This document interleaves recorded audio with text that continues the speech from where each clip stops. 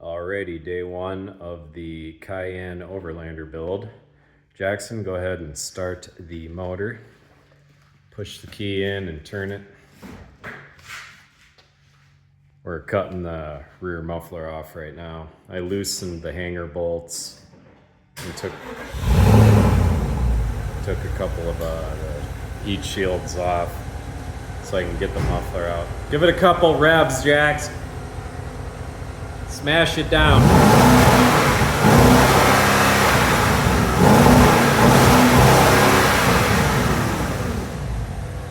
All right, shut it up.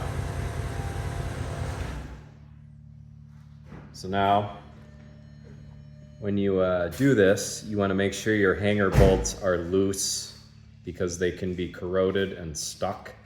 You want to make sure you loosen all four of those before you cut the pipes, because you don't want to cut your pipes and then find out your hanger bolts are rusted closed or broken off. You'll have a cut muffler that you can't get off, so you'd have to take it in. Not a good situation. So anyway, hanger bolts first, then cut. All right, we're gonna cut it and then we'll pause the video here. A nice touch is to place a floor jack under the center of the muffler right before you release your hanger bolts. The muffler is now separated from the car. It's still connected by the bolts. We're just going to drop it. Floor jack's nice, helps you out. It's easier than just letting it fall. All right, muffler is now cut.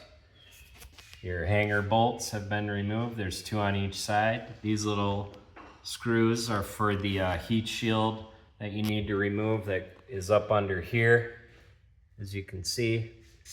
You also need to take off the tips, which are held on by a clamp, which just unscrews via an impact wrench. The reason you do this is the exhaust port, it's angled, so it doesn't want to come down with the muffler, so you just separate it. It's two bolts, it's nothing, takes 2 seconds. And then the pieces come out. You can actually pull the tips out these holes right here and then drop the muffler. Either way, they can be pulled out. It's a very easy job to do. I didn't have any experience with this. It took me 15 minutes, so it's ready to go. Let's give her a start up here. Want to do the honors, Jackson, first time. See what it sounds like.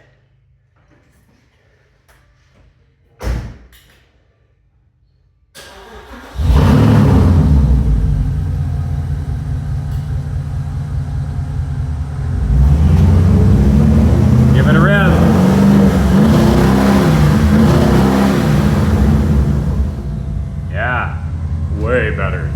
Not to mention the vehicle loses about 45 pounds, or who knows with that.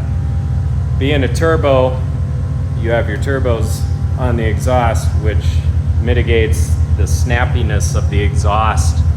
So you basically do still have exhaust on it, because you have your turbos and your primary and secondary cats, which on this vehicle is enough to avoid the snappy straight pipe that you might hear on something like a GTS that doesn't have the same exhaust setup. So